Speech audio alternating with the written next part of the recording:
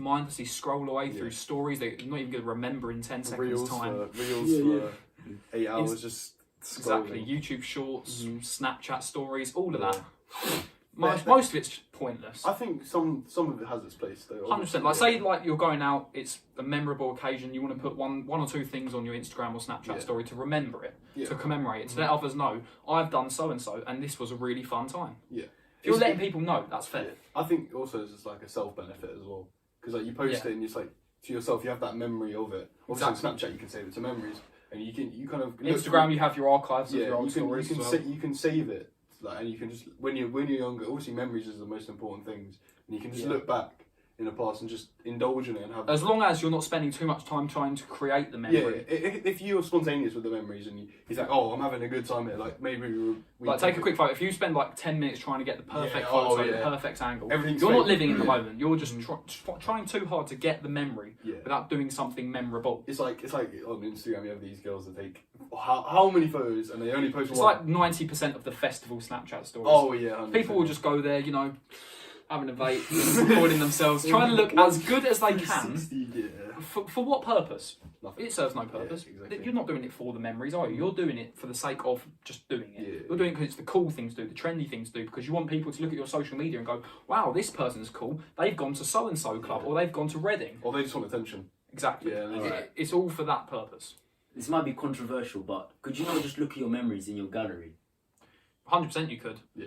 But if you put it on Instagram... what's the point in putting it on an Instagram story, Snapchat story, just so someone can see? So, you know, that person saw what I did, they know I'm living a good life. Main stories, 100% is just purely there for Instagram. But if you put on a private story, you've got your friends, you've got people who you know, who you want to see. Maybe you're putting something funny on there. You want people to see that you're having a good time. You want people to have a laugh. It's like, if it's your mates, it's fair enough. If you're just doing it for everyone, and that's just the point, in my opinion, where it goes from being actually memorable to just Instagram. So what do you want your mates to know when you put it there? That you're having a good time. That you're doing this and it's fun, and next time the people who you've seen it, who weren't there, they can come along as well. Yeah, I always think you always say social interactions is very important as well. Exactly. Because obviously it's over a screen, but you can organise so many things over the screen, and that's when you use it in a good limelight. You use it in a good way. Example, my recent trip to London, planned entirely through Instagram and Snapchat messages. You could do that through WhatsApp. Yeah, could do it through WhatsApp. But what about people that don't use WhatsApp very often? What about people who spend all their time on Instagram and Snapchat? Someone's on Snapchat all the time, you're going to communicate with them through Snapchat. Someone's on Instagram all the time, you're going to communicate with them through Instagram. If we've got this knowledge that Snapchat and Instagram isn't good, how about we try to spread the message and ask them, all right, I'll be texting you on WhatsApp, get rid of Snapchat, you're not really... Well, that's what you've done with us. If it's a close mate and you let them know beforehand, that's fair enough. But if it's someone who's a mindless drone who you want to like meet up with because they're an acquaintance... For pure instant grab. Yeah, not necessarily for pure instant grab though. But you always could say be just because social interactions, you know, develop relationships with people. You always say the more people you know, the better. Exactly. Because sometimes you'll need someone they need a favour. That person could have a particular skill set. Not trying to quote the film Taken here. That person could have a particular skill set, could have particular knowledge that you maybe need at that moment in time. Yeah. To be able to communicate with them at short notice through whatever their social medium preferred is, like you can quite easily just get that information quickly. Obviously, we're not saying it's a good thing to have these apps. I think there's people that we always say use it in the right way. There's a fine line between using it and misusing it. Yeah, because very fine. Because I think also you can take away from your social interactions as well. Because if you're stuck on a screen messaging girls, let's say, and you have about 50 million or 50 girls you can message, I just think it's not. And you're not planning to meeting up with them. It's just to have it on your phone. Exactly. Yeah. What if as well, like in person, you're surrounded by girls, and yet you're messaging girls on Snapchat? Yeah, exactly. Realistically, you're wasting your time on meaningless interactions when you could have genuine in-person social interactions. Yeah. If you're somebody who just sits there on their phone when whatever you're trying to acquire on your phone is there in person, it's a waste of time. But if it's something you can't get in person, say for example, you're messaging someone who's like a distant friend and they've moved away, you can't really see them in person very easily. Messaging them, that's fine. Yeah, definitely.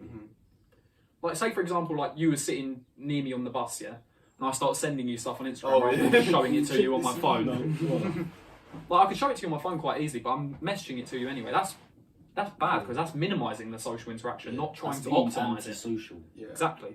It's not social, it's antisocial. It's taking away from the interaction between me and you. Yeah, the misuse of social media as well has probably led to a lot. We said this before, I think, with a lot less of confidence in people, and I think that we're going to see, especially with, you're saying iPad kids and stuff like that. Yeah. Especially with kids Oh, you being. made that up. Yeah, iPad kids. especially with kids having technology, they're gonna grow up not knowing how to communicate properly, and we can see that with our parents. They're so easily interacting with other people. They're not Exactly. afraid to ask questions. They're not afraid to do anything. There's so many people our age as well. Like you see them in the shops, for example. They're going to be really awkward. They're either going to try and avoid eye contact, or if they make eye contact with you, they're going to be all shy. They're going to like, not Yeah. you're going to go, right, all right. Yeah. And just walk straight Headphones past. in. Headphones in, walk straight past, pretend they haven't seen you. didn't hear. Yeah. listening to my drill.